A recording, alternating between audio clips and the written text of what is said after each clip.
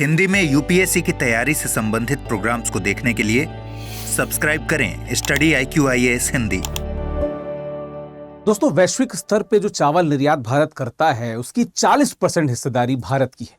लेकिन अगर मैं आपसे कहूं कि भारत दरअसल सिर्फ चावल निर्यात नहीं कर रहा है, भारत बड़ी मात्रा में पानी भी निर्यात कर रहा है।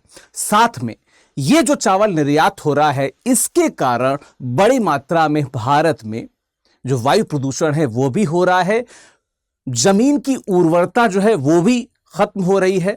तो आप क्या कहेंगे? आपको आश्चर्य होगा। और अगर मैं आपसे कहूं कि इसी कारण चीन ने अपने पांव पीछे खींच लिए, उनको चावल के क्षेत्र में नंबर 1 नहीं होना था, क्योंकि उनको भी पता चल गया था कि बहुत बड़ी मात्रा में जो पानी है वो भी वेस्ट हो रहा है। तो क्या चावल उत्पादन में नंबर 1 होना, इवन चावल के प्रोडक्शन में या उसका जो हम निर्यात करते हैं उसमें नंबर 1 होना, क्या इस बात का सबूत है कि हम बहुत अच्छा कर रहे हैं? अगर हम पर्यावरणीय भाषा में कहें तो नहीं, बहुत बड़े नुकसान को भी हम झेल रहे हैं।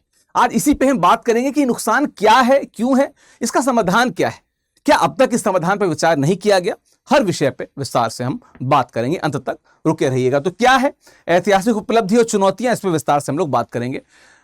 यहां पे मेरा टेलीग्राम चैनल को आप देख सकते हैं और यहां पे इंस्टाग्राम में स्कैन करिए, जुड़िए। यहीं पे सारे डिस्कशन, बातें, मुलाकातें, PDF सब यहीं पे होगा। PDF यहीं पे अपलोड कर दूंगा मैं, तो आपको यहां पे मेरा PDF मिल जाएगा जिस पे हम डिस्कशन करने जा रहे हैं। ठीक है, अगर हम देखें 2024-25 के स्तर पे अगर देखें तो भारत चीन को पछाड़ के विश्व का सबसे बड़ा चावल उत्पादक देश बन चुका है। मतलब पूरे विश्व में सबसे ज्यादा चावल का उत्पादन कौन कर रहा है? भारत कर रहा है। बड़े स्तर पे निर्यात कौन कर रहा है? भारत कर रहा है। देखिए 149 से 150 मिलियन मीट्रिक टन का उत्पादन जो है वो भारत कर रहा है और वैश्विक बाजार में हिस्सेदारी 28% की है। बड़े गर्व की बात है, गर्व की बात है। थोड़े और डेटा पे आ जाते हैं। देखिए आंकड़ों में देखा जाए तो 40% अगर देखा जाए अफ्रीका, मध्य पूर्व एशिया में 40% हिस्सेदारी किसकी है? भारत की है ना। इसके अलावा 63.6 मिलियन मीट्रिक टन का हमारे पास बफर स्टॉक है। इसके अलावा लगभग $12 बिलियन का जो वार्षिक निर्यात के कारण आर्थिक योगदान होता है भारत को, उसमें भी चावल का बड़ा योगदान है। लेकिन क्या कहानी का यही एक पहलू है? क्या सिक्के का एकमात्र पहलू यही है? उत्तर है नहीं, सिक्के का दूसरा पहलू भी है। उस पे आने से पहले एक बार फिर से थोड़ा सा देख लें, क्योंकि पिछली बार जब मैंने वीडियो किया था तो बच्चों ने कहा था सर एक बार मैप में एरिया बता दीजिएगा, तो उस मैप में उन एरियाज को मैंने बता दिया। अगर आप देखेंगे कि भारत में कहां कहां पे चावल बहुत ज्यादा होता है, तो आप बिल्कुल मैप को देख के समझ सकते हैं ये वो क्षेत्र है जहां पे चावल ज्यादा होता भी है और चावल की ज्यादा खपत भी है। ये आप क्षेत्र को देख सकते हैं। जैसे अगर अब उत्तर में देखें तो पंजाब, हरियाणा, उत्तर प्रदेश, दक्षिण में तेलंगाना, आंध्र, तमिलनाडु, पूर्व में पश्चिम बंगाल, बिहार, ओडिशा, पूर्वोत्तर में ब्रह्मपुत्र बेसिन का जो ये क्षेत्र है, ये वाला जो क्षेत्र है, यहां पे भी बड़ी मात्रा में चावल की न सिर्फ उत्पादन हो रहा है बल्कि चावल की खपत भी बहुत ज्यादा है। इस समय अगर हम देखें तो लगभग 65% भारतीयों की स्टेपल डाइट का जो मुख्य भाग है वो चावल है। बड़ा इसका पार्ट है, बड़ा इंपॉर्टेंस है। ठीक है, देख लीजिए क्या है कि खाद्य सुरक्षा और आजीविका के सेंस में अगर देखा जाए तो जैसे अन्नपूर्णा, सबसे बड़ा अगर कोई फूड सिक्योरिटी का अगर सिंबल है तो वो चावल ही है। NFSA के तहत, नेशनल फूड सिक्योरिटी एक्ट के तहत 81.35 करोड़ लोगों को भोजन मिलता है। सरकारी योजनाओं का 65% हिस्सा इसमें से सिर्फ चावल होता है। 65, ठीक है, 65 इज ह्यूज नंबर। ठीक है, आर्थिक सुरक्षा, करोड़ों किसानों के लिए रोजगार का अवसर और न्यूनतम समर्थन मूल्य MSP की गारंटी मिलती है, तो किसान भी खुशी खुशी इसको बोता है और लोग खुशी खुशी खाते भी हैं। आजकल तो रात में पूछ भी लेते हैं कि चावल खाओगे कि नहीं खाओगे, हम तो खाएंगे, वही वाली बात है ना। चलिए अब आते हैं जो सिक्के का जो स्याह पहलू है वो क्या है कि इसकी एक छिपी हुई हिडन कॉस्ट है ना। क्या कि अगर हम बात करें कि 1 किलो जो चावल आप देख रहे हैं, धान से जो चावल निकलता है हम उसकी बात कर रहे हैं, तो 1 किलोग्राम चावल में लगभग 3000 से 4000 लीटर पानी लगता है। आपको पता है ना कि जब धान को बोया जाता है तो वो पानी में बहुत लंबे समय तक सोख रहते हैं। उसके नकारात्मक इफेक्ट मीथेन प्रोडक्शन को लेके भी है, क्योंकि उससे मीथेन बहुत ज्यादा निकलती है। और पॉल्यूशन, मीथेन आपको पता है कि ग्लोबल वार्मिंग के लिए बड़ी रिस्पॉन्सिबल गैस भी है। पानी भी वेस्ट हो रहा है, मीथेन भी निकल रही है। और एक और दिक्कत आएगी बीच में, हम उसकी भी बात करेंगे। जहां पे गेहूं 1 किलो पे 1500 लीटर और 900 लीटर मक्का लेता है, वहां पे 3,000 से 4,000 लीटर पानी वेस्ट होता है, यानी यूज होता है बेसिकली। जब हम धान के या चावल के 1 किलो को हम जब खाते हैं तो उसमें 4,000 लीटर वेस्ट हो चुका होता है। फिर पकाने के लिए भी उसमें कुछ पानी डालते ही डालते हैं, तो पानी तो बहुत वाटर इंटेंसिव क्रॉप है। वर्चुअल वाटर एक्सपोर्ट क्या कि लोग ये कह रहे हैं कि हम कर तो रहे हैं चावल निर्यात, पर दरअसल क्या है कि हम अपने जो दुर्लभ जल संसाधन है उसको निर्यात कर रहे हैं। तो we are not exporting the rice only, we are exporting the precious water also, जो हमारे लिए बड़ा उपयोगी है। तो इस पर कहीं ना कहीं निगाहें हैं। पहले जो स्तर 30 फीट तक हुआ करता था पंजाब और हरियाणा में, वो 80 से 200 फीट तक आ गया है, जो बताता है कि स्थिति बड़ी गंभीर है। अगर हम सही समय पे नहीं चेते तो दिक्कतें हो सकती हैं। प्रभाव क्या है? कई जलभृत एक्विफर्स बहुत ही गंभीर रूप से, जिसे कहते हैं कि श्रेणी में चले गए हैं, जहां पे अब बहुत ज्यादा डीप डाइव करके ही ये वाटर निकल सकता है, बहुत ज्यादा लंबी पाइप डालने पे ही वाटर निकल सकता है। स्थिति इतनी गंभीर हो गई है ना। अब क्या है, जो मैंने वायु प्रदूषण की बात की, हुआ क्या कि बहुत पहले 86 में एक रिकमेंडेशन थी, उसके बाद हुआ क्या कि 2009 में भूजल संरक्षण अधिनियम आया पंजाब वगैरह में, हरियाणा वगैरह में।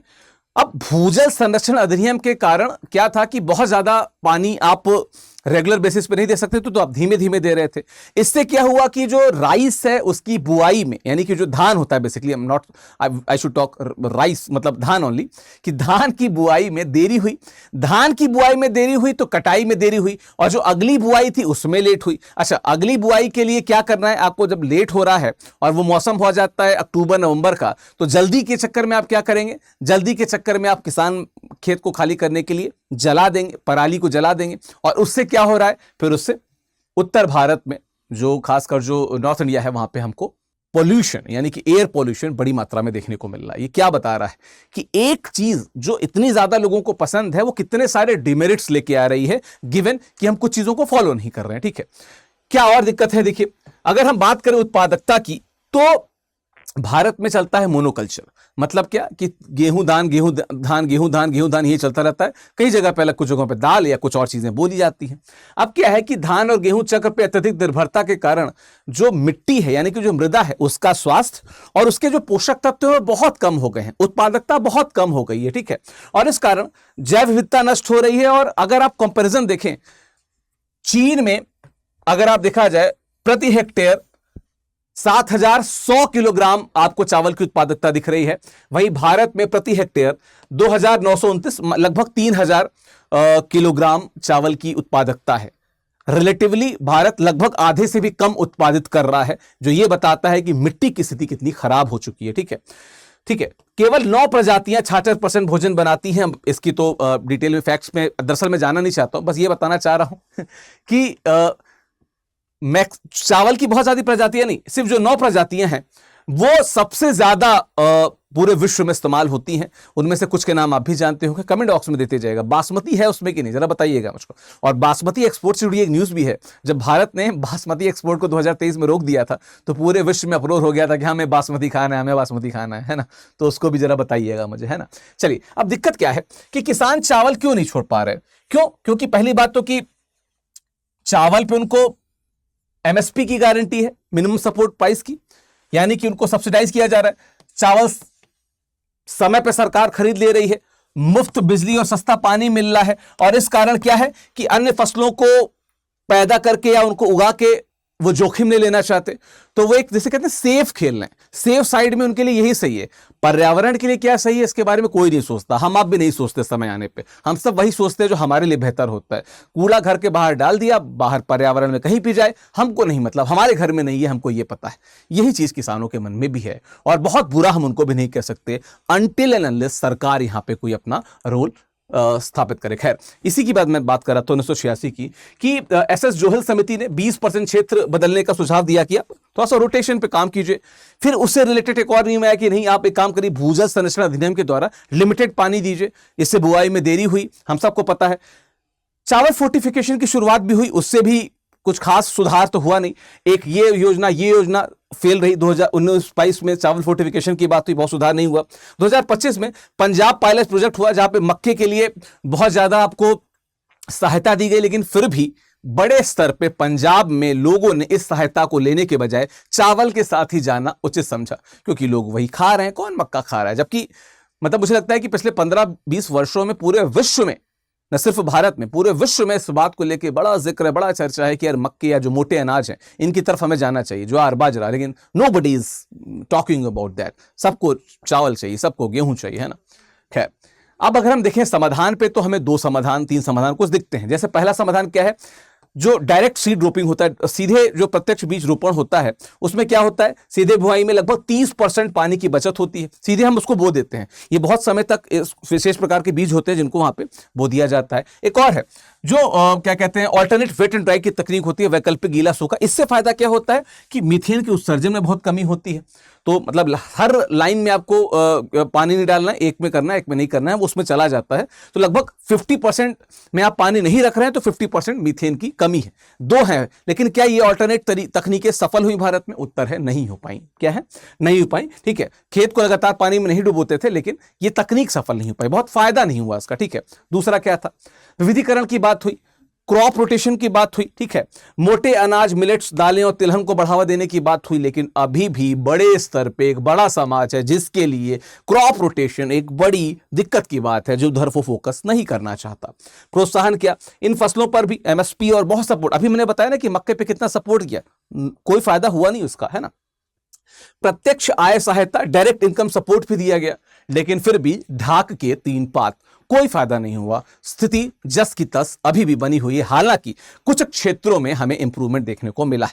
कुछ शब्दावलियां हैं, इसको आप देख लीजिएगा, आपके जो पीडीएफ है जो यहां पे अपलोड होगा मेरे टेलीग्राम पे, वहां पे आपको मिल जाएगा। ठीक है, भविष्य की राह क्या है कि भारत का नेतृत्व केवल उत्पादन के आंकड़ों में नहीं बल्कि टिकाऊ खेती में होना चाहिए। कि सिर्फ हमें डेटा में आगे नहीं जाना है, क्वालिटेटिवली वो डेटा कितना इंक्लूसिव है, खेती किसानी की जो गूढ़ विविधताएं हैं उनको कितना हम सोच रहे हैं, देख पा रहे हैं, अडॉप्ट कर पा रहे हैं, उस पर भी ये डिपेंड करेगा। ठीक है, जलवायु प्रतिरोधी किस्मों पे काम करना होगा, पर्यावरण और खाद्य सुरक्षा में संतुलन का ध्यान देना होगा, और हर दाने के साथ हमें जल संरक्षण के बारे में भी सोचना होगा, तभी फायदा होगा, वरना फायदा नहीं होने वाला। ठीक है, फायदा किसी से और होने वाला है जो यूपीएससी के एस्पिरेंट इस वीडियो को देख रहे हैं। द बेस्ट बैच, कोई भी ऑनलाइन प्लेटफॉर्म पे इससे बेहतर बैच अभी तक नहीं आया, जो निर्माण बैच है।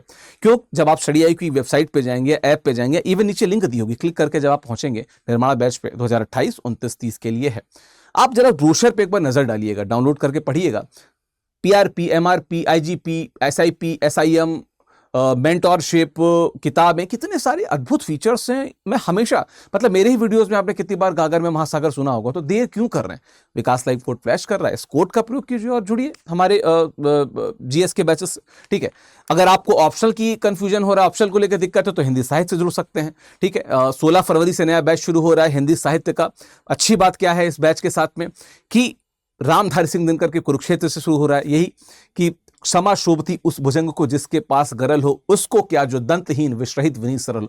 इसी कुरुक्षेत्र से शुरू हो रहा है। तो क्या करना है, 16 फरवरी से पहले जुड़ जाइए। विकास लाइव कोड से आपको मैक्सिमम डिस्काउंट प्राप्त होगा। बाकी मेरा टेलीग्राम है, इंस्टाग्राम, स्कैन करिए, जुड़िए, यहीं पे बातें मुलाकात का डिस्कशन होगी। और बाकी इस विषय पे आपकी राय क्या है मुझे बताते जाइएगा। मैं कोशिश करूंगा कि अपने टेलीग्राम पे इससे रिलेटेड क्विजेस को अपलोड करूं, वहां पे आपको प्रश्नों के उत्तर भी देने को मिल जाएंगे। चलिए मिलते हैं अगले वीडियो में। Thank you so very much, धन्यवाद। हिंदी में यूपीएससी की तैयारी से संबंधित प्रोग्राम्स को देखने के लिए सब्सक्राइब करें स्टडी IQ IAS हिंदी।